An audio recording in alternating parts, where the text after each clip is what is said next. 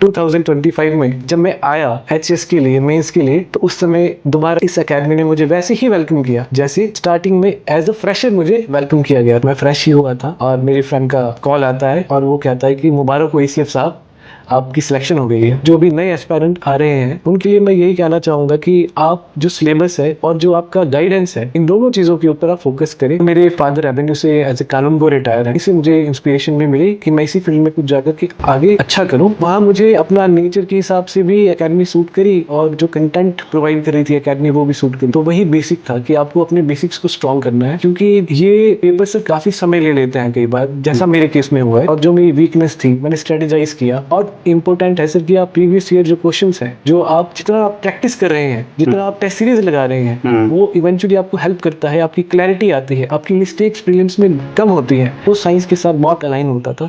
इसमें वही analytical reasoning, वही सारे कंसेप्ट लगते थे सर, वही लॉजिकल थिंकिंग लगती थी।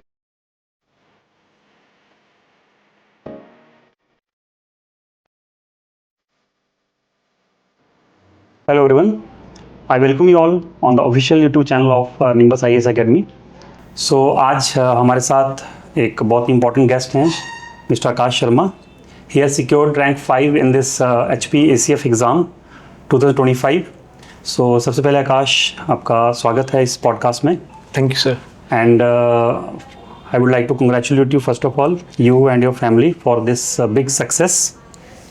तो सबसे पहले तो हम आपका एक ब्रीफ इंट्रोडक्शन चाहेंगे. जो हमारे व्यूअर्स आपको देख रहे हैं उनको आपके बारे में एक ब्रीफ इंट्रोडक्शन, कि आप कहाँ से बिलोंग करते हैं, आपका एजुकेशन बैकग्राउंड क्या है, आपकी फैमिली में कौन है. ठीक है, so brief introduction. Thank you sir, आपने इस पॉडकास्ट में मुझे बुलाया सर. मैं निम्बस एकेडमी का ही स्टूडेंट हूँ पुराना. और जो मेरा एजुकेशनल और मेरा फैमिली बैकग्राउंड है, मैं सिरमौर डिस्ट्रिक्ट के सराहां से बिलोंग करता हूँ. और मैंने अपनी इनिशियल स्कूलिंग सराहां से ही की है. उसके बाद अपनी सीनियर सेकेंडरी और ग्रेजुएशन नाहन से की है सर. उसके बाद एचपीयू से बीएड की है और इसी दौरान मैं सर सिविल की तैयारी भी कर रहा था. और 2019 में मैंने निम्बस एकेडमी ज्वाइन की थी सर, सिविल सर्विसेज की प्रिपरेशन के लिए. और इतने सालों के बाद अभी 2025 में जब मैं आया एचएस के लिए मेंस के लिए, तो उस समय दोबारा इस एकेडमी ने मुझे वैसे ही वेलकम किया जैसे स्टार्टिंग में एज अ फ्रेशर मुझे वेलकम किया गया था सर. तो थैंक यू सर. और उसी के बाद सर एसीएफ का एग्ज़ाम दिया है और उसमें लकीली आप सभी की आशीर्वाद से, गाइडेंस से वो क्लियर भी हो गया सर. तो thank you so much. Okay, so सबसे पहले तो हम बिल्कुल स्टार्टिंग से स्टार्ट करेंगे कि एक एस्पिरेंट से एक सक्सेसफुल कैंडिडेट तक पहुंचने में एक जो ट्रांजिशन होती है, वो जो टाइम होता है, उस टाइम की जो फीलिंग होती है, मैं चाहता हूं कि जो यंग एस्पिरेंट्स हैं आप उनके साथ शेयर करें कि जब आपका रिजल्ट आया तो आपको कैसा फील हुआ, या फिर आपके जो पेरेंट्स हैं, आपके फैमिली मेम्बर्स का कैसा रिएक्शन था. सर इंटरव्यू मेरा सुबह ही हो गया था, तो शाम तक हम घर पहुंच गए थे. मैं फ्रेश ही हुआ था और मेरी फ्रेंड का कॉल आता है और वो कहता है कि मुबारक हो एसीएफ साहब, आपकी सिलेक्शन हो गई है. तो मैंने घर पे बताया तो सभी इमोशनल थे, सभी की आंखों में थोड़ा पानी था और मैं खुश था. मुझे नेचुरली सर उस समय कुछ ऐसा नहीं महसूस हुआ और वो मोमेंट जो थी वो बहुत बहुत यादगार थी सर. और एक यंगस्टर के तौर पे सर, जो भी नए एस्पायरेंट आ रहे हैं उनके लिए मैं यही कहना चाहूँगा कि आप जो सिलेबस है और जो आपका गाइडेंस है, इन दोनों चीज़ों के ऊपर आप फोकस करें. आप प्रीवियस ईयर क्वेश्चंस को भी देखें कि किस तरह से पैटर्न क्या रहा है एग्ज़ाम का, और डरे नहीं, ऑनेस्ट रहें अपने साथ और धीरे धीरे करके अपनी पेस के साथ तैयारी करते रहें. और गाइडेंस के लिए अगर आपको कहीं रिक्वायरमेंट लग रही है तो उसको भी आप देख सकते हैं फिर सर. ओके, सो 2019 में आपने जर्नी स्टार्ट की थी और अभी 2026 है. सो ये बहुत लंबी जर्नी है. सो हम बिल्कुल स्टेप बाय स्टेप इसके ऊपर डिस्कस करेंगे. सबसे पहले आप ये बताएं कि आपको कैसा ये इंस्पिरेशन कहाँ से मिला, आपको किसने गाइड किया या आपको इंस्पायर किया कि आपको सिविल सर्विसेज या फिर इस फील्ड में जो है वो आपको अपने आप को एक्सप्लोर करना है. सर मेरे फादर रेवेन्यू से एज ए कानून गो रिटायर हैं, तो वहीं से मुझे इंस्पिरेशन भी मिली कि मैं इसी फील्ड में कुछ जाकर के आगे अच्छा करूं. और 2019 में मैंने काफ़ी एकेडमीज़ भी विज़िट करी थी सर, उसमें से ही एक निम्बस थी. और मैंने यहाँ डेमो लिया था सर, आप ही ने पहली क्लास आपकी की थी, इकोनॉमी की चली थी सर, आई रिमेंबर. तो वहाँ मुझे अपना नेचर के हिसाब से भी एकेडमी सूट करी और जो कंटेंट प्रोवाइड कर रही थी एकेडमी वो भी सूट करी सर. तो 2019 से 20 मेरा बैच था सर. इस हिसाब से मैं इस एकेडमी में आया और यहीं से मेरी जर्नी सर स्टार्ट होती है। ऑफिशियल जो जर्नी होती है स्टार्ट, वो यहीं से ही होती है। और मुझे याद है कि आपका जो बैच था, आई थिंक वो कोरोना टाइम का बैच था और लास्ट में जाके वो कोरोना पीरियड स्टार्ट हो गया था और कोरोना के बाद भी फिर क्लासेस हमें ऑनलाइन और आंसर राइटिंग वगैरह करनी पड़ी थी। तो आप और कुछ और जो ग्रुप ऑफ स्टूडेंट्स थे जो हमें बार बार फोर्स कर रहे थे कि सर जल्दी से आप आंसर राइटिंग या फिर ऑनलाइन क्लासेस स्टार्ट करिए, तो हम भी देखते थे कि कुछ बच्चे जो सीरियस है और आज वही बच्चे जो हैं धीरे धीरे वही सारे बच्चों में से एक एक करके जो है वो रिजल्ट्स दे रहे हैं। तो ये आपकी डेडिकेशन है, आपका इसको बोल सकते हैं जो आप लगन है, जो हार्डवर्क है, वही आज आपको पे ऑफ किया है। सबसे पहले हम ये डिस्कस करना चाहेंगे बच्चों के लिए एक बड़ा बेनिफिशियल रहेगा कि आपने जो प्रीलिम्स का एग्जामिनेशन होता है ऑब्वियसली आपने बहुत बार उसको दिया है और हालांकि आपका सिलेक्शन ACF में हुआ है, लेकिन कहीं ना कहीं सारे स्टूडेंट्स UPSC या फिर HAS या फिर सिविल सर्विस एग्जामिनेशन की तैयारी कर रहे होते हैं और ये एग्ज़ाम्स जो साथ साथ निकलते हैं उनको भी ट्राई करते हैं और क्वालिफाई करते हैं जैसे आपने किया है। मेन आप जैसे सिविल सर्विस की तैयारी कर रहे थे और इसमें भी वही GS और सारा चीज़ें रहती हैं। तो प्रीलिम्स के पॉइंट ऑफ से देखें तो जिसमें ऑब्जेक्टिव टाइप पेपर रहता है, तो उसमें आपकी स्ट्रेटजी किस तरह से रहती है और आपने उसको तैयारी जब स्टार्टिंग में आपने तैयारी की तो आपने किन चीज़ों का ध्यान रखा और कैसे अपना इसको स्ट्रीमलाइन किया तैयारी को? सर स्टार्टिंग में तो क्योंकि कंसेप्ट बिल्डिंग बहुत ज़रूरी होता है सर, तो वही बेसिक था कि आपको अपने बेसिक्स को स्ट्रॉन्ग करना है, क्योंकि ये पेपर सर काफ़ी समय ले लेते हैं कई बार, जैसा मेरे केस में हुआ है, ये काफ़ी समय ले लेते हैं। तो अगर आपका बेसिक स्ट्रॉन्ग होगा, आपके बेसिक्स बिल्कुल क्लियर होंगे, तो आपको लॉन्ग रन में वो हेल्प करते हैं। इसके अलावा सर जो प्रीलिम्स है वो 2 एग्जाम्स होते हैं HPAS में सर, उसमें एक GS का पेपर होता है और पेपर 2 आपका CSAT का होता है। तो प्रीलिम्स में सर मेरी स्ट्रेटजी स्टार्टिंग में कुछ और थी। उस समय मैं क्योंकि बहुत ज़्यादा सिलेबस था, मेरे को बहुत ज़्यादा सिलेबस लग रहा था, तो धीरे धीरे वो चेंज होता गया और जो मेरी वीकनेस थी मैंने स्ट्रेटेजाइज किया। और इम्पोर्टेंट है सर कि आप प्रीवियस ईयर जो क्वेश्चंस हैं, इसके अलावा जो आप जितना आप प्रैक्टिस कर रहे हैं, जितना आप टेस्ट सीरीज लगा रहे हैं, वो इवेंचुअली आपको हेल्प करता है, आपकी क्लैरिटी आती है, आपकी मिस्टेक्स प्रीलिम्स में कम होती है। और जो CSAT है सर साथ में, क्योंकि मैं नॉन मेडिकल बैकग्राउंड से था तो मुझे उसमें इतनी समस्या नहीं आई पर्टिकुलरली, लेकिन उसको भी आप स्ट्रेटेजाइज कर सकते हैं कि कौन से ऐसे एरियाज हैं जहाँ से क्वेश्चन ज़्यादा पूछे जाते हैं, जहाँ से स्कोर करना आसान है, तो उधर से सर उसमें हेल्प की जा सकती है क्लियर करने में। राइट। हाँ जी। और जैसे कि CSAT आपका तो खैर नॉन मेडिकल बैकग्राउंड था, पर ऐसे स्टूडेंट जिनका नॉन मेडिकल बैकग्राउंड या मैथ्स बैकग्राउंड नहीं होता है, उनको CSAT के लिए आप कोई टिप्स देना चाहें तो? सर उसमें क्योंकि आगे भी इसमें इंग्लिश का एक पेपर आता है, तो कंपलसरी पेपर होता है मेंस में, तो आप इंग्लिश के लिए इंग्लिश को उसको स्ट्रॉन्ग कर सकते हैं, उसमें कॉम्प्रिहेंशन स्किल जो आपके हैं उन पे काम कर सकते हैं। और जो कुछ क्वेश्चंस ऐसे हैं जो हाई वैल्यू हैं, जिसमें बहुत सारे मल्टीपल क्वेश्चंस बनते हैं, उनको टारगेट कर सकते हैं। उनके लिए आप अपने आप में स्किल डेवलप कर सकते हैं वो सर, और थोड़ा इंटेलेक्चुअल भी आप उसमें डेवलपमेंट ला सकते हैं। राइट। अगर हम मेंस की बात करते हैं तो मेंस के अंदर बिकॉज काफ़ी ज़्यादा वास्ट हो जाता है सिलेबस, इसके अंदर आपका सोसाइटी भी आ जाता है, आपका हिमाचल जी के बहुत वास्ट आ जाता है, हिस्ट्री, पॉलिटी, ज्योग्राफी भी काफ़ी डेप्थ में पूछा जाता है। और अभी पिछले 2-3 साल में जो है वो पैटर्न भी चेंज हुआ है काफ़ी, तो उस जो चेंजिंग पैटर्न है उसको आपने कैसे टैकल किया? सर इस बार भी हमने देखा था सर, मेंस में काफ़ी करंट से क्वेश्चंस आ रहे थे, एनालिटिकल क्वेश्चंस आ रहे थे। तो उसमें पहला तो वही है कि आपका बेसिक स्ट्रॉन्ग होना चाहिए, ताकि आप उसे करंट के साथ भी अलाइन कर सकें और उस क्वेश्चन को वैसे फ्रेम कर सकें। पहली बात तो यही है सर। दूसरा सर इसमें एक मेंटर का रोल बहुत बड़ा रहता है। तो अगर आपको लगता है कि आपको कहीं नोट्स की आवश्यकता है या फिर आपको किसी और मटेरियल की आवश्यकता है, गाइडेंस की ज़रूरत है, तो उस चीज़ के लिए भी आपको देखना पड़ेगा कि आप किस तरह से उस चीज़ को कॉप अप कर सकते हैं। और सर मेंस का जैसे GS1, GS2, GS3 रहता है, तो GS1 तो काफ़ी हद तक स्टैटिक रहता है, पर उसमें आप एंटीसिपेट इतना नहीं कर सकते कि कहाँ से क्वेश्चन पुटअप हो जाए। लेकिन जो प्रीवियस ईयर क्वेश्चंस है वहाँ से आपको एक आइडिया लग जाता है कि क्वेश्चन किस तरह का आता है, तो उसको स्टडी करके, उनको प्रैक्टिस करके और मेंस के टेस्ट सीरीज लगा करके आप अपनी आंसर राइटिंग स्किल को इम्प्रूव कर सकते हैं सर। GS2 में जो कि पॉलिटी वाला, इंडियन कॉन्स्टिट्यूशन वाला पोर्शन उसमें रहता है और हिमाचल का भी काफ़ी ज़्यादा पोर्शन रहता है, तो ये कुछ कोर सब्जेक्ट्स हैं सर। पॉलिटी उसमें से कोर सब्जेक्ट है, हिमाचल का भी उसी में ही आ जाता है सर कोर सब्जेक्ट। तो उसी के ऊपर आप फोकस कर सकते हैं, उसको स्ट्रेटेजाइज कर सकते हैं, आप अपनी वीकनेस देख सकते हैं और उस हिसाब से आप अपनी आंसर राइटिंग प्रैक्टिस कर सकते हैं। और उसमें भी मेंटर का रोल रहता है सर, वो आपको बताएं समय समय पर भी आपकी गलती कहाँ है, आप इसको इम्प्रूव कैसे कर सकते हैं। क्योंकि एक फेज में कई बार एस्पायरेंट को एग्जैक्ट पता नहीं लग पाता कि वो कहाँ लैग कर रहा है। और सर GS3 क्योंकि मेरा एग्रीकल्चर ऑप्शनल था तो उसमें बहुत ज़्यादा हेल्प हो गई थी सर। और GS3 में इकोनॉमी वाला सेक्शन है, तो उसमें मेनली हिमाचल में तो सर वही देखने को मिलता है जो आपका इकोनॉमिक सर्वे होता है, बजट होता है, मेनली इकोनॉमिक सर्वे, उसी को आप डेप्थ में पढ़ के जाएं, उससे आप स्ट्रेटेजाइज करें कि क्वेश्चन कैसे पुट हो सकता है और उससे फिर आप अपने जो कोर आपका सब्जेक्ट है उसके साथ अलाइन करके उसे प्रेजेंट कर सकते हैं और वो आपको हेल्प कर सकता है अच्छा स्कोर करने में सर। और सर जो मेंस में आपका ऐसे आता है, ऐसे के लिए सर मेरी स्ट्रेटजी बहुत सिंपल थी, क्योंकि मैंने बीएड भी करी है, मेरा एग्रीकल्चर ऑप्शनल था, तो मैंने उसमें सर थीम बेस्ड एसेस को टारगेट किया था।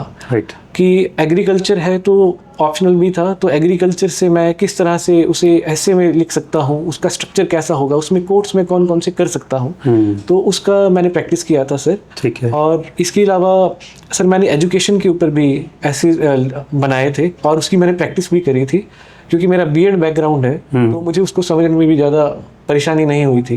तो इसी तरह से आप थीम बेस्ड एसेस बना सकते हैं। स्पेशली जो आपका हिंदी वाला पोर्शन है उसमें भी बहुत ज़रूरी है, क्योंकि हिंदी एक पासिंग सब्जेक्ट हो जाता है वहाँ पे। तो अगर आपको हिंदी को क्वालिफाई करना है, जो कि मुश्किल हो जाता है कई एस्पायरेंट्स के लिए सर हिमाचल। हिंदी से ही बस मेरा ये क्वेश्चन अगला नेक्स्ट वही था कि आजकल पिछले 3-4 साल से हिंदी जो है वो एक बड़ी डिमांडिंग सब्जेक्ट हो गया, बिकॉज मैक्सिमम स्टूडेंट जीएस में क्रॉस कर जा रहे हैं, अपनी कट ऑफ भी क्लियर कर जा रहे हैं, बट हिंदी कारण वो कहीं ना कहीं रह जा रहे हैं। तो आप भी उसी फेज़ में आपने एग्जाम्स दिए हैं, आई थिंक पिछली बार आपने HS मेंस भी दिया है और इस बार SCF भी आपने दिया, तो इसको क्वालिफाई किया। तो इसमें हिंदी को आप कैसे टैकल किया आपने और उसने कितना तंग किया आपको सब्जेक्ट में? सर हिंदी ने स्टार्टिंग में तो काफ़ी थोड़ा मुझे परेशानी में लाया था, लेकिन फिर मैंने सर बेसिक्स को अपनी स्ट्रॉन्ग किया। ग्रामेटिकल जो पोर्शन है उस पर थोड़ी हल्की मैंने कमांड अपनी बनानी स्टार्ट कर दी थी HS के मेंस के टाइम पर ही सर। ठीक है। फिर HS का जो मेंस हुआ था उसमें आपकी हिंदी क्वालिफाई नहीं हुई थी? नहीं हुई थी, इसलिए आप इंटरव्यू तक नहीं जा पाए थे। राइट। तो उसमें सर हिंदी में मेनली एक तो ग्रामेटिकल पोर्शन है और मेन जो उसमें सर आप जिसको टारगेट कर सकते हैं वो है ऐसे 30 मार्क्स का ऐसे आता है सर। और उसको अगर आप अच्छे से प्रिपेयर कर लें और आप उसे प्रेजेंट भी अच्छे से कर लें तो आप उसमें इजीली पासिंग मार्क्स ले सकते हैं सर। साथ ही में सर कुछ ट्रांसलेशन वाले पैसेजेस आ जाते हैं, उनको भी आप टारगेट कर सकते हैं। कुछ इडियम्स आ जाती हैं, उन्हें भी आप टारगेट कर सकते हैं। पर ये सारी चीज़ें रिवीजन मांगती हैं सर, जैसे इडियम हो गया और जो ट्रांसलेशन ये प्रैक्टिस मांगती है, तो उसके लिए आपको अपना टाइम मैनेजमेंट करना पड़ेगा। और जहाँ तक मुझे लगता है ये सर हिंदी वाला थोड़ा सा फोबिया ज़्यादा बन चुका है, इतना इसमें इशू नहीं है।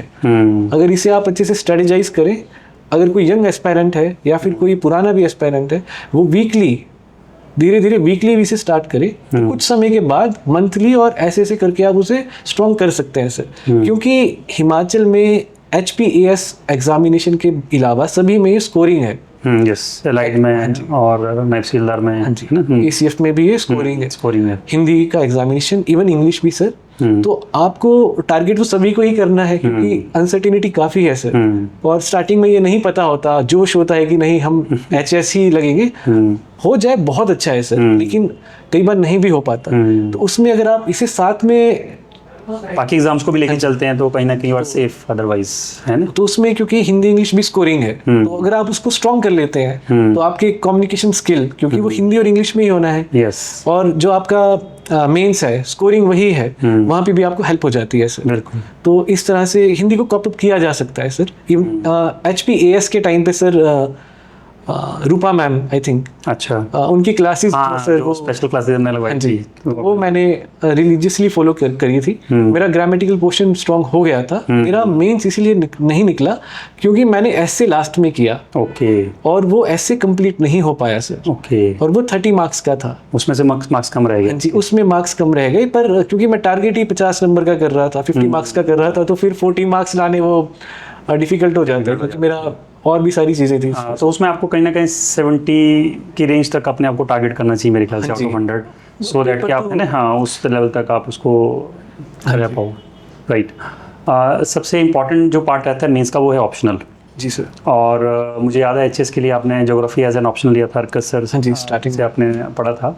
जी सर। बट जब आप एसीएफ में आए होंगे तो उसमें ऑब्वियसली फिर आपके ऑप्शन फिर चेंज हो गए। हाँ जी। तो सबसे पहले तो ये बताओ कि जब आप ज्योग्राफी आपने एज एन ऑप्शनल स्टार्ट किया था तो कौन से आपने इंपॉर्टेंट एस्पेक्ट्स जो वो अपने ध्यान में रखे थे कि मुझे ज्योग्राफी लेना है? क्योंकि आप साइंस स्टूडेंट थे, क्या इसलिए ज्योग्राफी बेटर रहता है? क्या आर्ट्स स्टूडेंट्स को भी ज्योग्राफी लेना चाहिए? और जो एसीएफ के लिए टारगेट कर रहे हैं इस बार या फिर अगली बार के लिए जो अभी आने वाला होगा, तो उसमें कौन से ऑप्शनल आपको लगता है कि जो नॉन फॉरेस्ट्री बैकग्राउंड से हैं, बिकॉज आप नॉन फॉरेस्ट्री बैकग्राउंड से हो, उनको सबसे ज़्यादा प्रॉब्लम आती है? बिकॉज नॉर्मली वो एक ऑप्शनल तैयार करते हैं, लेकिन यहाँ पे इन एग्ज़ाम्स में 2 ऑप्शन आ जाते हैं। तो क्या जो ऑप्शन पहले रखा होता है उससे अलाइंड होना चाहिए? ये कैसे आपने पहले तो आप ज्योग्राफी एज एन ऑप्शनल आप थोड़ा उसको डिस्कस करें, और उसके बाद जो एसीएफ में आपने ऑप्शन लिए उनको आपने कैसे डिसाइड किया और उसको तैयार कैसे किया, वो थोड़ा सा आप बच्चों को बताएं। ठीक है sir. Sir geography as an optional sir natural ही मुझे अच्छा लगा वो सब्जेक्ट, क्योंकि ज्योग्राफी से ही स्टार्ट हुआ था सर। हमारी स्टार्टिंग की जो क्लासेस थी वो ज्योग्राफी से ही स्टार्ट हुई थी और वो साइंस के साथ बहुत अलाइन होता था। उसमें वही एनालिटिकल रीजनिंग, वही सारे कंसेप्ट्स लगते थे सर, वही लॉजिकल थिंकिंग लगती थी, और वो मुझे सर सही लगा। उसकी लैंग्वेज भी मुझे सही लगी उस समय, तो इस वजह से मैंने, और सर एक अरकाश सर का एक करिश्मा भी था सर, वो नेचुरल था सर। वो जीएस में उन्होंने बहुत जबरदस्त तरीके से सर पढ़ाया था, तो वो भी था। तो इस वजह से सर जो मैंने geography as a optional choose किया था स्टार्टिंग में। तो बीच में क्योंकि मैं बीएड भी करने लग गया था, और geography sir as an optional कहा जाता है कि बैलेंस्ड रहता है, ये भी एक कारण था मेरा ज्योग्राफी को रखने का सर स्टार्टिंग में। लेकिन ना बहुत ज्यादा मार्क्स आते हैं पर ना बहुत कम जाते हैं, तो उसमें सेफ रह सकता है सर, तो ये भी एक कारण था। फिर बीच में मैंने सर बीएड करी है। तो उसके बाद क्योंकि एक डोरमेंट स्टेज में चला गया था सर ज्योग्राफी, तो इसलिए मुझे लगा कि एक नया ऑप्शनल प्रिपेयर करना चाहिए। ठीक है। तो उस समय स्टार्टिंग में मैंने सोशियोलॉजी सोचा था, और मैंने सर उसका एंट्रेंस भी दिया था, एमए का सोशियोलॉजी का, एडमिशन भी ली थी, लेकिन वो इवेंचुअली नहीं हो पाया। ठीक है। फिर जब HPAS ये 2025 वाला आया, तो उस समय था कि अभी ACF भी आ सकता है, कंफर्म नहीं था, आ सकता है, तो इसलिए मैंने sir agriculture as an optional choose किया। मेरा फ्रेंड सर्कल में पहले भी लोग थे जिनका एग्रीकल्चर ऑप्शनल था, उन्होंने मुझे गाइड किया था सर। राइट। और जहाँ तक सर इसकी अपनी ACF वाले एग्जामिनेशन की बात है, अगर आपका इसमें सर क्योंकि सभी को ही नया ऑप्शनल प्रिपेयर करना पड़ता है जो नॉन फॉरेस्ट्री है बैकग्राउंड से, चाहे वो कोई भी साइंस स्टूडेंट है, तो उसमें वही है सर, आप इसमें काफ़ी सारी स्ट्रेटजीज लगा सकते हैं। जैसे मेरा यही था, क्योंकि मेरा एग्रीकल्चर पहले ही तैयार था, तो मुझे ये देखना था कि मैं दूसरा पेपर कौन सा अच्छे से प्रिपेयर कर सकता हूँ। तो सर जो एनवायरमेंटल साइंस है, पहले मैं जियोलॉजी रखने लगा था, तो मुझे गाइड किया गया अर्का सर के द्वारा कि नहीं आप उसे मत रखो, थोड़ा लेंथी हो सकता है। लेंथी इन द सेंस कि आपको थोड़ा उसमें मेहनत ज़्यादा करनी पड़ सकती है, और सब्जेक्ट आपके छूट सकते हैं। हालांकि उसका सिलेबस बहुत कंसाइज सिलेबस है सर उसका, ठीक है, जियोलॉजी का। तो इसी तरह से सर मैंने एनवायरनमेंट चूज किया, और वो कोइंसाइड भी कर रहा था सिलेबस सर मेरे एग्रीकल्चर के साथ। उसमें सॉइल साइंस वाला पूरा सेम ही था सर, ठीक है, और उसमें केमिस्ट्री भी थी, तो मेरा केमिस्ट्री बैकग्राउंड था। तो इसी तरह से सर मैंने उसको स्ट्रेटेजाइज किया। तो जो एस्पायरेंट है उन्हें जो भी सही लगे स्ट्रेटेजाइज करके कि ये वाला उनको सूट कर सकता है, एग्जाम में उन्हें अल्टीमेटली हेल्प कर सकता है, उसे ही चूज करें वो सर। उसको चूज करने के लिए वो मेंटरशिप भी ले सकते हैं, उनका जो इंटरेस्ट है, उनका जो बैकग्राउंड है, उसमें उनकी कितनी कमांड है, ये सारी चीजें सर उसमें देखनी पड़ती हैं सर। ओके। ये जो सिविल सर्विसेज या फिर HAS या UPSC की स्टूडेंट्स तैयारी करते हैं, और जब इस तरह के एग्ज़ाम जैसे ACF निकलता है या RFO निकलता है या जो रिलेटेड एग्ज़ाम्स निकलते हैं, तो नॉर्मली स्टूडेंट्स को कोई इसके लिए अलग से स्ट्रेटजी बनानी चाहिए या उनको एक लाइन पे तैयारी करते रहना चाहिए, और जब इस तरह की अपॉर्चुनिटी आती है तो उसके लिए डेडिकेटेड तैयारी करनी चाहिए? आपने कैसे किया इसको? सर मैंने तो जैसी जैसी चीज़ें सामने आती गई उसमें उस हिसाब से मैं क्या कर सकता था, मैंने उस हिसाब से उन्हें टैकल किया सर। ठीक है। क्योंकि sir ACF, range forest officer, NT और अलाइड जो सर्विसेज हैं सर, ये रेगुलर नहीं आती हैं हिमाचल में। ये इंटरवल इसमें कई बार काफी ज्यादा हो जाता है, 3 साल का रहता है, तो इसकी अनसर्टेनिटी रहती है सर। तो इसके लिए प्रिपेयर करना थोड़ा मुश्किल रहता है, फिर आपको पता ही नहीं है एग्जाम कब होगा। इसीलिए HPAS जो एग्जामिनेशन है या फिर UPSC जो एग्जामिनेशन है, उसके लिए प्रिपेयर करना ज्यादा सही है सर। तो वहीं से ये ब्रांचेस निकल जाती हैं। HPAS का ही सबसे कॉम्प्रिहेंसिव सिलेबस है सर, उसी के अंडर ये सारी चीजें कवर हो जाती है। हालांकि HPA जो ACF है, इसका सिलेबस काफ़ी अलग है। प्रीलिम्स के अलावा जो इसका मेंस है वो थोड़ा साइंस की तरफ ज़्यादा इंक्लाइंड है, तो इसके लिए आपको स्ट्रेटेजाइज करना होगा, क्योंकि समय आपको 3.5 मंथ अराउंड इतना ही मिलेगा। तो उसमें जो आप प्रिपेयर कर सके अच्छे से उसे ही आप प्रिपेयर करें, यही है सर। ओके, सो हमारी जो लास्ट स्टेज रहती है इंटरव्यू वाली, हाँ जी। और ऑब्वियसली उसके लिए कोई स्पेशल पहले से तो कोई तैयारी करता नहीं है, जब मेंस का रिजल्ट आता है तो सडनली फिर हम तैयारी करना स्टार्ट करते हैं। तो नॉर्मली आपको क्या लगता है कि उसके लिए तैयारी को पहले से कुछ उसके लिए किया जा सकता है, या आप मेंस के बाद उसको तैयार करें तो बेटर रहता है, या अगर पहले से कुछ किया तो आपको फ़ायदा रहता है, या फिर आपने कैसे इंटरव्यू की तैयारी को लेके चले आप? सर इंटरव्यू बहुत डायनेमिक चीज़ है सर, इस पूरे एग्जाम में देखा जाए उसमें आपकी पर्सनैलिटी, आपकी नॉलेज और आपका एज अ आप सिचुएशन को कैसे आप हैंडल करते हो, उस समय पे आपका रिएक्शन क्या रहता है, उन सभी चीज़ों को जो मैंने समझा है सर उन्हें देखा जाता है। तो इसमें सर इंटरव्यू में आप स्टार्टिंग में अपने कंसेप्ट बिल्ड कर सकते हैं, Right. उससे आपका एक कॉन्फिडेंस लेवल बढ़िया हो जाएगा, अच्छा हो जाएगा। और साथ में आप सर अपनी जो डे टू डे लाइफ है उसमें जो आपने कंसेप्ट सीखे हैं, जो आपने नॉलेज एक्वायर की है उसे अप्लाई कर सकते हैं, ताकि वो चीज़ें आपकी पर्सनैलिटी में दिखें इवेंचुअली, वही अप्लाई आप उसे कर सकें। ये तो सर हो गया आपको कैसे वो हेल्प कर सकता है इंटरव्यू के लिए पहले से ही। अगर जैसे मैंने था सर, तो मैं थोड़ा नर्वस था इंटरव्यू के लिए। सर मैंने तो निम्बस एकेडमी को ही सर प्रेफर किया था, मेरी पुरानी एकेडमी यही थी, 2019 से यही से स्टार्ट किया था। तो उसमें मैंने 1-to-1 इंटरेक्शन सर आपके साथ किए थे, उसमें जो मुझे गाइडेंस मिली, जो मेरी वीकनेस थी उसको मैंने सर कॉप अप किया, थोड़ा कॉन्फिडेंस को बूस्ट किया और इवेंचुअली सर इंटरव्यू मेरा अच्छा गया था सर। अच्छा, इंटरव्यू का थोड़ा सा हम चाहते हैं कि ग्लिम्स थोड़े से आप, जो आपका एक्चुअल इंटरव्यू वहाँ पे हुआ है आपका कमीशन में, उसके थोड़े से कुछ क्वेश्चंस आपको जो लगे हों, जो आप वर्थ शेयरिंग हो यहाँ पे, ये कैसा एनवायरनमेंट होता है? क्योंकि स्टूडेंट्स को नॉर्मली रहता है कि बहुत हार्ड होता है या कैजुअल होता है, आपको कैसा फील हुआ वहाँ पे? सर वहाँ पे आपको बहुत ज़्यादा कंफर्टेबल फील करवाया जाता है, ताकि आपकी एक पर्सनैलिटी, जो ट्रू पर्सनैलिटी है वो सामने आ सके। ओके। तो मेरा पहला ही इंटरव्यू था सर उस दिन। तो मैं गया, मैं थोड़ा, मुझे समय मिल गया सिंक इन होने का, क्योंकि वो थोड़े अपना तैयारी कर रहे थे। तो उसी दौरान सर उन्होंने धीरे धीरे क्वेश्चंस फिर पुटअप करने स्टार्ट किए। आपके बैकग्राउंड से जनरली पहले क्वेश्चन पुटअप होते हैं, तो जैसे मैं सरहा से था, तो सिरमौर से था, तो वहीं से ही क्वेश्चन सर पुटअप होने स्टार्ट हुए। फॉर एग्जाम्पल सर पहला ही क्वेश्चन था कि सिरमौर को सिरमौर क्यों कहा जाता है, ऐसी इस जगह का कोई प्लेस भी है। इसी तरह से सर क्वेश्चन स्टार्ट हुए। ठीक है। फिर धीरे धीरे सिरमौर से सर फिर वो फॉरेस्ट्री की तरफ, और जो मेरा बैकग्राउंड था केमिस्ट्री का, उस तरफ आ गए सर। ठीक है। इस तरह से सर वो मतलब आपके बारे में, आपके सराउंडिंग के बारे में, और आपका सब्जेक्ट स्पेसिफिक जहाँ से आपने किया पास ऑन, और वो जो फर्स्ट डिपार्टमेंट ऑब्वियसली, तो उससे आपको वो क्वेश्चन ज़्यादा पूछे गए। कोई ऐसा क्वेश्चन जो आपको लगा हो कि गलत हो गया वहाँ पे, ये तो इसका आंसर मेरे से ठीक नहीं दिया गया? सर एक को सर ऐसा तो कोई क्वेश्चन था नहीं उस समय पर। पर ये था, मुझे जो बाद में लगा कि मैं इसे प्रेजेंट अच्छे से कर सकता था, मैं और अच्छे से क्लैरिटी के साथ अपनी बातें रख सकता था। पर क्योंकि वहाँ समय भी थोड़ा कम रहता है और आपको सोचने का इतना टाइम नहीं मिलता है, तो आपको उस कंसाइज समय में ही सारी चीज़ें प्रिपेयर करनी होती है। माइंड में लगातार आपके चल रहा होता है कि अगला वर्ड मैं क्या बोलूँगा, किस तरह से मैं चीज़ें करूँगा, तो वही रहता है सर। थोड़ा नर्वसनेस फीलिंग होती है वहाँ पे या? सर स्टार्टिंग में फील होती है 1-2 मिनट के लिए। हाँ जी। उसके बाद वो जिस हिसाब से वो क्वेश्चन पुटअप होते हैं, तो फिर वो आंसर अपने आप ही निकलने स्टार्ट हो जाते हैं। जो आपका बैकग्राउंड है, जो आपने अभी तक प्रिपेयर किया है, आपकी पर्सनालिटी में वो नॉलेज है, जो आप पढ़ के आए हो, जो आपका एक सिचुएशनल अवेयरनेस है, वहाँ पे आपका एक अटेंटिव कितने हो आप, पहले से जो हमने नॉलेज गेन किया उसको कैसे आप एकदम से रिलेट करके आंसर दे सकते हो। वहाँ पे आप उन चीज़ों को समझ भी पा रहे हो जो एग्जामिनर दरअसल पूछ क्या रहा है, वो जानना क्या चाह रहा है, वो बहुत ज़्यादा इंपॉर्टेंट है सर। क्योंकि प्रेशर सिचुएशन में अक्सर लूज हो जाती है सब चीज़ें, माइंड में नहीं आती हैं। तो वही है कि आपको अटेंटिव रहना है वहाँ पर, आपको अपने आप को किस तरह से आप प्रेजेंट कर रहे हैं उसके ऊपर बहुत काम करना पड़ता है, और वो हो जाता है सर। वो जो टाइम मिलता है मेंटरशिप के साथ वो मिल जाता है, जो मुझे निम्बस एकेडमी फॉर IAS ने सर प्रोवाइड किया, स्पेशली आपने प्रोवाइड किया। So nice of you. But खैर ये आपका हार्डवर्क है और आपकी डेडिकेशन है, बिकॉज जैसे मैं नेक्स्ट क्वेश्चन यही पूछने वाला हूँ, बिकॉज 2019 में आप आए थे और 2026 में इस अराउंड 7 ईयर्स, और मैंने देखा है कि कई बार आपने एग्ज़ाम दिए नहीं हुआ है, और फिर बीच में आप B.Ed करने चले गए। और जैसे आप डिस्कस कर रहे थे कि मैंने पटवारी का एग्ज़ाम भी, या फिर फॉरेस्ट गार्ड का भी एग्ज़ाम मैंने सोचा था, मैं TGT का भी एग्ज़ाम आप पूरे थे मैंने दिया था, और वो पॉइंट मार्क्स से आप का रह गया था।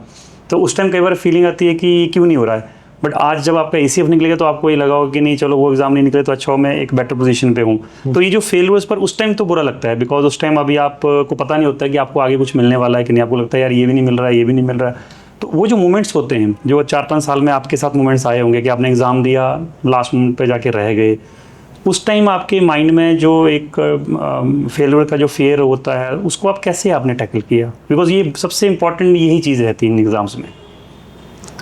सर उसमें स्टार्टिंग में तो मैं एनालाइज करता था कि मेरी मिस्टेक्स क्या रही, क्योंकि आपकी इतना कॉम्प्रिहेंसिव सर इसका सिलेबस होता है, आपकी वीकनेस होती ही होती है और उस पर काम करना जरूरी हो जाता है सर। अगर आपको आगे कॉप अप करना है, नेक्स्ट एग्जाम के लिए प्रिपेयर करना है। फिर सर मोटिवेशन यही थी कि पेरेंट्स का एक बिलीफ था, खुद से भी सोचा था कि कुछ अच्छा करना है अपनी लाइफ में, तो वो मोटिवेशन कंटिन्यू रही। और sir over period of time sir number of मैं एग्जाम्स देता रहा, तो यही था कि 2019 में मैं आया था, जिस चीज के लिए आया था क्या मैंने वो अचीव कर लिया है, नहीं किया है। तो वहां से सर मुझे बूस्ट मिलता था कि आपको घर से भेजा गया था किसी चीज को करने के लिए, आप अभी तक उसे नहीं कर पा रहे हो। और जो भी सर बीच में जैसे मैंने बीएड भी करी, तो उसमें भी मैं सर बिल्कुल अपने आप को सेव कर रहा था कि मेरे कंसेप्ट खराब ना हो। एक माहौल अलग होता है सर वहाँ पे, वो टीचिंग की तरफ सबका माहौल रहता है कि हमने टेट करना है या इस तरीके करनी है, तो इसीलिए वो मेरा माहौल खराब ना हो। जो मैंने अभी तक प्रिपेयर किया है वो चीजें सर सही रहे और मैं उन्हें आगे अच्छे से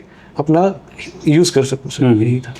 इसमें आपका जो सजेशन रहे क्या हो सकता है कि जो स्टूडेंट्स तैयारी करते हैं उनके लिए प्लान बी इम्पॉर्टेंट है, रखना चाहिए, या आपको लगता है कि साथ साथ कुछ ना कुछ कर लो बट आप स्टिक रहो एक ही गोल के ऊपर? क्योंकि ये बहुत इंपॉर्टेंट, ये बहुत क्वेश्चन जो स्टूडेंट्स के माइंड में रहता है कि सर अब तैयारी हो गई, नहीं हो रहा है, मैं एमएससी कर लूँ या पहले एमएससी कर लूँ फिर तैयारी कर लूँ। ये थोड़ा सा आप, क्योंकि आपने भी सारे फेजेस देखे हैं अपनी लाइफ में, तो क्या करना चाहिए वैसे स्टूडेंट्स को?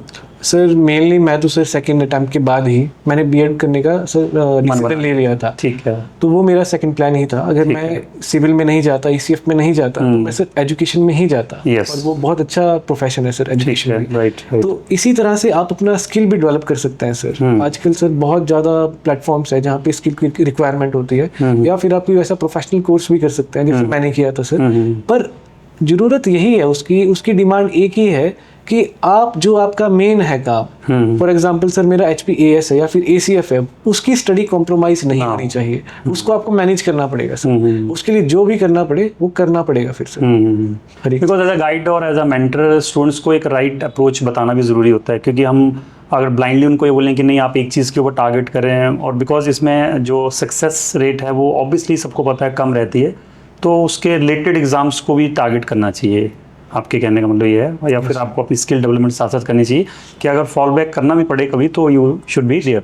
बट मेरे ख्याल से 1-1.5 साल का जो टाइम होता है जब आप प्रिपरेशन कर रहे थे, उस टाइम मेरे ख्याल से आपको डेडिकेटली उसी चीज़ पे लगना चाहिए। स्टार्टिंग में तब तक आपको नहीं सोचना चाहिए। स्टार्टिंग में तो सर जब तक आप ये कंसेप्ट बिल्ड नहीं हो जाते, आप एक पूरा सिलेबस थोरोली देख नहीं लेते क्या चीजें हैं इसमें और मैं इसे कैसे कॉप अप कर सकता हूँ, उसके बाद ही सर अगर आपको लग रहा है कि नहीं ये एग्जाम थोड़ा डिफिकल्ट है या फिर इसमें टाइम लग रहा है, तो आप एक बार अपना पूरा सिलेबस कर लो, अपने नोट्स प्रिपेयर कर लो और उसी हिसाब से आप अपनी रिवीजन को कंटिन्यू रखो और इवेंचुअली एक ना एक दिन हो ही जाएगा। बाद में कुछ और करें तो साथ साथ अपने रिवीजन अपना, अगर वो फिर आपके ऊपर है कि आप कितने मोटिवेटेड हो कि आप जो कुछ और साथ में कर रहे हो उसको साथ में लेके चल पा रहे हो कि नहीं चल पा रहे, है ना। So that is a wise move. So जैसे कि आपने एग्ज़ाम्स जो दिए थे, कौन कौन से एग्ज़ाम दिए थे, आप थोड़ा सा एक बार बच्चों को, स्टूडेंट्स बता दें कि तो उनको भी एक थोड़ा आइडिया हो जाता है कि जो सक्सेसफुल कैंडिडेट्स होते हैं वो भी बाकी एग्ज़ाम्स दे के आए होते हैं जी। ऐसा नहीं कि एक एग्ज़ाम दिया तभी निकल गया वो, है ना। मेरी तो सर जर्नी 2019 में स्टार्ट हो गई थी, तो 20 में मेरा पहला ही प्रीलिम्स था, वो नहीं हुआ था। फिर 21 में मेरा सेकंड प्रीलिम्स था, वो थोड़ा क्लोज था सर, उसमें मैं कुछ मार्क्स से रह गया था। उसके बाद मैंने बीएड करी सर। 2 साल वो प्रीलिम्स इतने अच्छे नहीं की क्योंकि प्रिपरेशन उतनी अच्छी नहीं रही फेजेस उस समय में सर। तो उसके बाद 24 में मेरा जो प्रीलिम्स था वो अच्छा गया था सर, मैं CSAT में फेल हो गया था, तो वही था। और 25 में सर मेरा पहला जो प्रीलिम्स था वो क्लियर हुआ था। उसके बाद सर मैं अपनी एकेडमी में आ गया था जहाँ पे पूरी मेंस की प्रैक्टिस करना शुरू कर दी थी आपने। हाँ जी। और फिर उसी साल सर 2025 में ACF का था। बीच में सर मैंने TGT का भी पेपर दिया था और मैंने बीएड के दौरान अपना टैट भी क्वालिफाई कर लिया था सर। ठीक है। तो TGT एग्जाम आ गया था और TGT, HPAS, NHPFS, ACF, ये 3 एग्जाम सर एक साथ ही चले हुए थे। पैरेलली चले हुए थे सर। इन्हें मैनेज करना थोड़ा मुश्किल हो रखा हुआ था सर, क्योंकि एक का मेजर होगा, दूसरे का फिर एग्जाम आ जा रहा होगा। और सर दोनों की अप्रोच में भी डिफरेंस है। एक पेपर सर एनालिटिकल है और थोड़ा साइंस बेस्ड है, सिलेबस अलग है और साथ में उसमें ऑब्जेक्टिव है।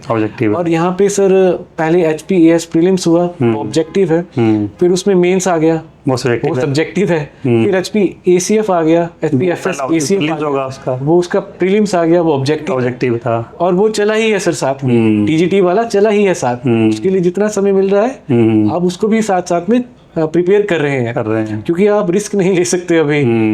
जैसे मेरी एज भी सर काफी हो गई थी। हाँ, तो फिर रहता है कि चलो कोई ना कोई जॉब तो एक बार हाथ में आ जाए, है ना। और टीजीटी भी एक अच्छी जॉब थी सर, तो वो भी मेरे माइंड में था।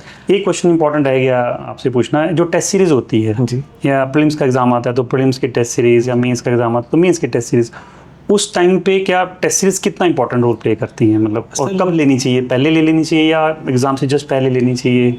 सर एग्जाम से अराउंड 20 to 25 डेज पहले आपकी टेस्ट सीरीज की प्रैक्टिस हो जानी चाहिए, कंप्लीट हो जानी चाहिए, राइट, ताकि आपको एक समय मिल जाए कि आपकी मिस्टेक्स क्या रही। फिर फुल लेंथ टेस्ट आप कर सकते हो लास्ट में, फुल लेंथ टेस्ट आप दे सकते हैं। और टेस्ट सीरीज सर जो पुराने कैंडिडेट्स हैं या फिर जो पुराने एस्पिरेंट हैं जो बहुत समय से तैयारियों में लगे हैं, उनको सर एनालाइज करना चाहिए कि किस पोर्शन में आपको इसकी जरूरत है।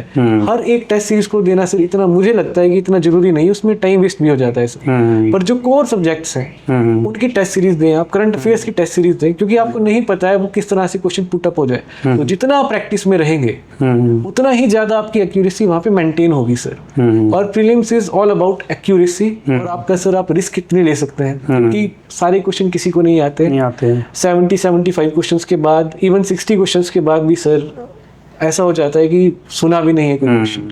तो उसमें आपको जो आपकी एनालिटिकल स्किल है, जो आपकी बेसिक फाउंडेशन है कंसेप्ट की, वो काम आती है सर वहाँ पे, ताकि आप एलिमिनेट कर सकें। और उसको मेंटेन करना और उसे सेटअप करना वो बहुत जरूरी है, बेसिक आपकी जो नॉलेज है और जो कंसेप्ट्स हैं। तो इसीलिए सर जैसे कोर सब्जेक्ट्स हैं economy, geography, political science, history तो सर काफ़ी स्टैटिक होता है, लेकिन उसमें भी एक आप उसमें रीज़न कर सकते हैं कि क्या चीज़ लग सकती है इन 4 बातों में से, या फिर जो भी उसमें प्रीलिम्स में पूछा है उसमें से कौन सी बात सही बैठती है, उसके हिसाब से आप क्वेश्चन को टैकल कर सकते हैं। अदरवाइज सर जो बाकी सब्जेक्ट्स हैं ये तो सर पूरे रीजन के ऊपर डिपेंड करता है, आपकी कितनी लॉजिकल थिंकिंग है, आपका कंसेप्ट बिल्डिंग कितना अच्छा हुआ है, उसी से आप उसे सर टैकल कर सकते हैं। क्योंकि क्वेश्चन कहीं से भी आ सकता है, जरूरी नहीं है क्वेश्चन हमेशा ही फैक्चुअल आएगा।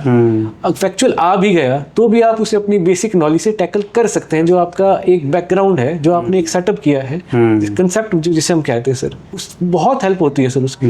कोई क्वेश्चन आपने कभी सुना भी नहीं होगा ना, वो भी आप उसे सॉल्व कर सकते हो अगर आपका कंसेप्ट अच्छा है। पहले कभी ना कभी आपके माइंड से निकला होगा तो वो वहाँ पे एकदम से आ जाता है ना। जो मेंस की आंसर राइटिंग होती है उसमें स्टूडेंट्स बहुत प्रॉब्लम उनको होती है कि पहले तो वो ये डिसाइड नहीं कर पाते कि करें कब, कि तैयारी के साथ साथ करें बाद में करें, और फिर वो मोमेंटम नहीं बना पाते हैं। जो मैंने भी देखा है एक्सपीरियंस के साथ कि बच्चा आता है सर मेंस आंसर राइटिंग करनी, 1-2 टेस्ट लिखता है, फिर तीसरे चौथे के बाद वो धीरे धीरे, मुझे याद है आपका भी जब बैच था तो बहुत सारे बच्चे मेंस के टेस्ट सीरीज ले देते थे, आप उन बच्चों में से जो रेगुलर इंस्टीट्यूट में आके टेस्ट लिखते थे। पर बहुत सारे बच्चे ऐसे थे जिन्होंने 1 टेस्ट लिखा, आपके साथ 2 लिखे और धीरे धीरे वो जो है वो बंद कर देते हैं। तो ये जो रेगुलरिटी है इसको मेंटेन करने के लिए आपने क्या किया? सर क्योंकि मेरा HPES प्रीलिम्स मेंस क्वालिफाई नहीं हुआ था, तो ACF के टाइम पे मुझे ये पता था कि आपको आंसर राइटिंग की प्रैक्टिस करनी ही पड़ेगी। इसमें तो क्योंकि सर ऑप्शनल ही थे दो, जो मेन था मेन ऑप्शनल थे हमारे, तो मैंने पूरा स्ट्रेटेजाइज किया था कि क्वेश्चन किस तरह से पुट अप होगा। और सर अर्कस सर ने टेस्ट सीरीज भी बहुत अच्छी बनाई थी सर, एनवायरमेंटल साइंस की जो मैंने ली थी, तो उससे मुझे हेल्प हो गया था सर। आपका क्योंकि लेंथी होता है सर, मेंस का पेपर बहुत लेंथी होता है, आपको आंसर राइटिंग की प्रैक्टिस करनी ही पड़ेगी, आपके पास कोई और चॉइस ही नहीं है। आपकी जो मर्जी आपकी नॉलेज है, आपका जितना अच्छा प्रोफेशन बैकग्राउंड जितना अच्छा है, वो कोई काम नहीं आता सर अगर आपके पास राइटिंग स्किल नहीं है। तो राइटिंग स्किल को आपको डेवलप करना पड़ेगा, उसके लिए आपको बैठना पड़ेगा, चाहे आप इंस्टीट्यूट में बैठे, चाहे आप कहीं और जाकर के बैठे। पर इंस्टीट्यूट में क्योंकि एक माहौल वैसा होता है, एनवायरनमेंट वैसा होता है, आपको वहां पर एक एग्जामिनेशन हॉल वाली फील आ जाती है, साथ में ही आपके आगे मेंटर भी होते हैं, तो वहां पर सर इस चीज का हेल्प हो जाता है कि आप एग्जैक्ट जो करना चाह रहे हैं पेपर इमीडिएट आपको उसका फीडबैक मिलता है। ऑनलाइन के इंपॉर्टेंट पॉइंट ऑफ से देखें कि ऑनलाइन और ऑफलाइन, अगर आप ऑनलाइन टेस्ट लिख रहे हैं या फिर अकेडमी अगर ऑफलाइन टेस्ट लिख रहे हैं, उसमें यही डिफरेंस है मेरे ख्याल से। हाँ जी सर, ऑफलाइन में मैंने सर सारे ऑफलाइन ही ऑफलाइन ही दिए हैं हाँ जी। आप, हाँ। तो ऑनलाइन में सर क्योंकि आप एक अपने माइंड ऑफ फ्रेम में होते हैं, आप रिलैक्स बहुत होते हैं उस समय, और एग्जामिनेशन में वो माइंड ऑफ फ्रेम आपको नहीं मिल सकता। आप वहाँ पे उतने रिलैक्स नहीं होते हैं, नेचुरली होता है सर। तो ऑफलाइन मैं तो सर ऑफलाइन ही प्रेफर करता हूँ। वही है। और जो ग्रुप स्टडी होती है कि आपके फ्रेंड सर्कल आप बनाएं, उसके साथ ग्रुप स्टडी करें, क्योंकि कई बार ऐसे बोला जाता है कि नहीं आप अपने में रहो, अपनी स्टडी करो, किसी और को मत देखो। कई बार बोला जाता है नहीं ग्रुप स्टडी बेटर रहती है, क्योंकि मुझे याद है कि आपके बैच में आई थिंक आपके जो रूममेट थे और आपके बैचमेट जितेंद्र जो थे, आई थिंक वो भी अभी तहसीलदार लगे हुए हैं। 2022 के बैच में उनका सिलेक्शन हुआ था। तो वो कितना इम्पोर्टेंट रहा आपके लिए कि जो आपके सराउंडिंग के जो स्टूडेंट्स थे उनके साथ आपने ग्रुप बना के स्टडी की, उसका फ़ायदा रहता है या आप सिंगल हैंडेड करें तो बेटर रहता है? सर मैं थोड़ा आइसोलेशन में ही स्टडी करना पसंद करता था, और बहुत कम ही फ्रेंड्स थे सर मेरे, उसमें से एक जितेंद्र सर भी हैं। तो हम कंसेप्ट को डिस्कस करते थे सर। ठीक है। कुछ करंट में चला होता था उससे भी सर रूम पे डिस्कस करते थे। ठीक है। और उससे हेल्प हो जाती थी। तो वही सर बहुत छोटा ग्रुप था सर, वो 2-3 लोग इतने ही थे सर, और बाकी मेरी फैमिली थी सर। ठीक है। उनके साथ में इस बारे में बात करता था सर। यही था। फैमिली के थोड़ा सा हम बात करें तो फैमिली में जैसे पेरेंट्स हैं तो वो उनका कितना सपोर्ट रहा आपको पूरे जर्नी में, या किसका सपोर्ट ज़्यादा रहा, मदर का या फादर का या ब्रदर का? ब्रदर आई थिंक आपके एक्स मैन है। हाँ जी। सर सभी का ही सपोर्ट रहा sir. Okay. Mother, father, brother, मेरी भाभी जी, उन सभी का ही सपोर्ट रहा सर। ओके। और उन्होंने कभी भी नहीं कहा कि तुझसे नहीं हो पाएगा। ओके। या फिर कुछ और कर ले। ये तो सर मैं खुद से ही कर रहा था कि अभी एज काफ़ी हो गई है, तो आपको सिक्योरिटी भी चाहिए सर। सिक्योरिटी और एक रियलाइजेशन हो जाती है एज के साथ साथ सर। तो उस पॉइंट ऑफ व्यू से मैं दूसरे एग्जाम्स को भी टारगेट कर रहा था, लेकिन फैमिली से सर कभी भी नहीं। ओके। एक मोमेंट के लिए उन्होंने मुझे नहीं कहा कि आप कुछ और करो, नहीं हो रहा है आप और कोशिश करो, आप और मेहनत करो। किस चीज़ की दिक्कत है, सारी चीज़ें तो प्रोवाइड कर रहे हैं। तो वही है सर। तो मेरे ख्याल से कहीं ना कहीं ये जो फैमिली का सपोर्ट है वो आपको अपने मोटिवेशन से ज़्यादा ज़रूरत होती है उसकी, बिकॉज अगर फैमिली आपको सपोर्ट कर रही है, पेरेंट्स आपको बोल रहे हैं कि आप करो, कोई बात नहीं, फेल होने से नहीं डरना है, तो मुझे लगता है अपने आप में ही मोटिवेशन वो बढ़ जाती है वैसे ही, है ना? जी सर। तो वही रहता है कि उनकी एक्सपेक्टेशंस है सर आपसे, पूरी सोसाइटी की भी आपसे एक्सपेक्टेशन है। जब आप प्रिपरेशन कर रहे होते हैं तो सभी को पता लग जाता है धीरे धीरे। पहले तो 1-2 साल छुपा भी लेते हैं, बट बाद में फिर लग ही जाता है पता कि तैयारी हो रही है। रिलेटिव्स को पता लग जाता है, आपके नेबर्स में पता लग जाता है, उनके भी बच्चे होते हैं आगे, उन्हें प्रिपेयर करना होता है सर। तो इसी तरह से सर आपको एक सोसाइटल प्रेशर भी समय के साथ साथ वो बढ़ता जाता है आपके ऊपर, एस्पायरेंट के ऊपर वो बढ़ता जाता है सर। तो उसको भी टैकल करना है, तो आपको करना है, तो फिर वो उसमें फिर आप पीछे नहीं हट सकते। आपके एरिया में मेरे ख्याल से और भी इस तरह से पहले रिजल्ट्स निकले हैं मेरे ख्याल से, यू द फर्स्ट पर्सन? नहीं सर, एसीएफ में तो सर मैं अपने सराउंडिंग में सर फर्स्ट हूँ। ठीक है सर। इसके अलावा सर हमारे जो सराहा है उसके नेबर जिसका नेबरिंग एरिया है सर, वहाँ से 2 डीएसपी हैं सर। ओके। और सर एक अभी तहसीलदार है मैम, वो भी है सर। इसके अलावा सर एक आईएएस भी है। ओके। उस इलाके से सर। तो मतलब वो चीज़ें भी कहीं ना कहीं आपके इसमें रोल प्ले करती हैं कि आपके सराउंडिंग में इस तरह, जैसे अगर आप निकल रहे हैं तो आप जब इस तरह से सक्सेसफुल हुए हैं तो आपके सराउंडिंग में जो आगे जनरेशन है वो भी देखेगी कि नहीं डुएबल है, एग्ज़ाम को टारगेट किया जा सकता है ना? क्योंकि नॉर्मली ऐसे लगता है कि पता नहीं कौन ही निकलते होंगे, बहुत टफ एग्जाम है, हम तैयारी करें, नहीं हुआ, बिकॉज ऑब्वियसली इसमें सक्सेस रेट तो कम है, बट जो मेहनत करेगा मेरे ख्याल से उसके लिए तो एक ही पोस्ट चाहिए, उसको ज़्यादा पोस्ट चाहिए नहीं, है ना? लास्ट में आपका कोई मैसेज जो व्यूअर्स देख रहे हैं, एस्पिरेंट्स देख रहे हैं, जो नए तैयारी करने वाले हैं या जो पहले से भी तैयारी कर रहे हैं, अनफॉर्चुनेटली कहीं ना कहीं उसमें रह जा रहे हैं, आप उनको कोई मैसेज देना चाहें? सर मैसेज यही है कि जो आपका काम है उसे अच्छे से करें, आपकी स्टडी है उसको बहुत अच्छे से करें, उसे रिलीजियसली करें। जैसे हम अपने डे टू डे लाइफ में रिलीजन को फॉलो करते हैं अपने हर पार्ट में, वैसे ही उसे ऑनेस्टी के साथ करें, अपने साथ लॉयल रहें, जो काम करना है जैसे करना है उसे उस समय पर ही करें, पंक्चुअल रहें और फ्रेश रहें, और कुछ ना कुछ अपने for example sir physical fitness के लिए भी साथ में करते रहें, क्योंकि ये एग्ज़ाम सर काफ़ी लंबा समय ले लेते हैं कई बार, और आप अपनी फिजिकल फिटनेस, अपनी मेंटल हेल्थ इनके ऊपर ध्यान नहीं दे पाते, और वो लॉन्ग रन में आपको फिर दिक्कतें देते हैं, परेशानी देते हैं सर। तो इसीलिए लगे रहें, और अपने फैमिली को जो आपने सपने देखे हैं कभी, उनको सर पूरी कोशिश करें उन्हें फुलफिल करने के लिए सर। तो यही कहना चाहूँगा सर। चलो, तो लास्ट में again congratulations for this success और all the very best for the future, because अभी जो फ्यूचर है वो आपका और भी ब्राइट है। आगे it's full of responsibilities as well, because जितनी बड़ी पोस्ट होती है उतनी बड़ी रिस्पॉन्सिबिलिटीज होती हैं। Yes, sir. और जितना कि मैं आपको जानता हूँ, मुझे पता है आप बहुत ही ऑनेस्टली और अपनी जो रिस्पॉन्सिबिलिटीज है उनको प्रॉपरली आप निभाएंगे। You are a very honest and hard working person. So हमारी पूरी निम्बस फैमिली की तरफ से और जितने व्यूअर्स देख रहे हैं उनकी तरफ से आपको बहुत बहुत शुभकामनाएं। Thank you, sir. और आप लाइफ में इसी तरह से आगे बढ़ते रहें और हिमाचल का नाम रोशन करते रहें। Thank you, sir. ठीक है, थैंक यू वेरी मच।